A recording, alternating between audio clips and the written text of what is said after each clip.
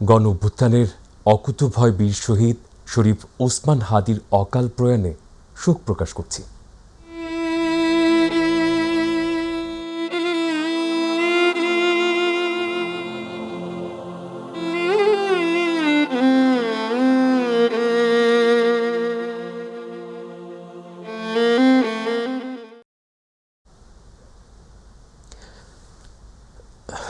জাতীয় সংসদের দক্ষিণ প্লাজায় ইনকিলাব মঞ্চের মুখপাত্র ও গণ অভ্যুত্থানের অকুতোভয় বীর শরীফ ওসমান হাদির জানাজা অনুষ্ঠিত হয়েছে।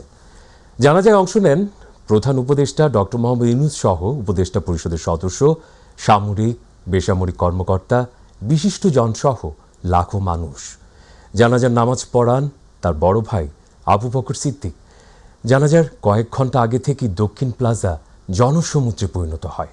এর আগে ওসমান হাদির মরদেহ ময়না তদন্তের জন্য সোহরাওয়ার্দী মেডিকেল কলেজ হাসপাতালে নেওয়া হয়। সেখান থেকে মরদেহ নেওয়া হয় জাতীয় হৃদরোগ ইনস্টিটিউটে। সেখান থেকে সহযোদ্ধা ও সমর্থকদের অংশগ্রহণে মিছিল সহকারে হাদির মরদেহ মানিক মিয়া এভিনিউয়ে নেওয়া হয়।